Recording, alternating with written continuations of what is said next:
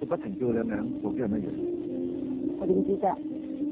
咁唔奇嘅，我哋唔通捉埋咁多所有都做成家你我唔理係咩原因都好，總之盡快幫我捉到佢。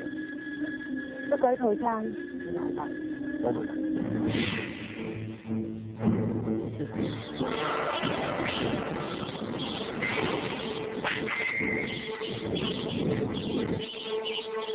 師傅佢想走啊！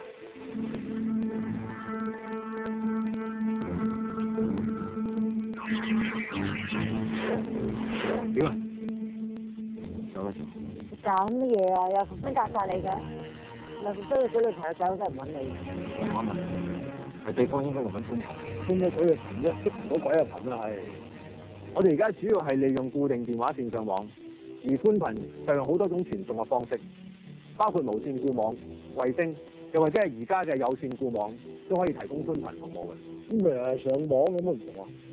其實除咗上網之外，遲啲仲有收費電視，同埋好多新嘅電信同埋電視服務。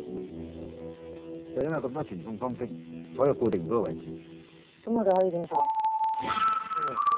差佬咩都俾你搞到，邊乜鬼嘢係寬頻啊！其實只要營辦商喺地下安裝個系統，然後再放入屋就得㗎啦。呢啲係常識啊！我唔見你同組裝咗懶勁咁你。今次真係走得去邊？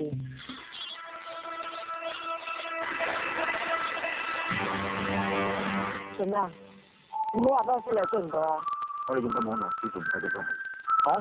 都唔係個個都一樣嘅咩？唔同嘅營辦商可能有唔同嘅速度同服務，5個人派都有可能嘅。咁係咪任何一個營辦商，我哋都可以用到？理論上係，無論邊一個營辦商都可以接駁入屋，但每條下嘅電會提供服務。即刻同我裝齊晒所有網絡，我唔信捉唔到隻嘢。我哋跟住一個推光師，我都捉唔到。想唔好俾我捉到你。好聲，我都覺得。係咪玩嘢啊？左師姑婆。姑婆？哎呀！你哋識穿咗添。姑婆啊，你唔好咁無聊啦。我都好真㗎，加上啲科技發展咁快，仲快啲地下自己，到時啊點識都啲嗨出鬼啊！電信管理局專責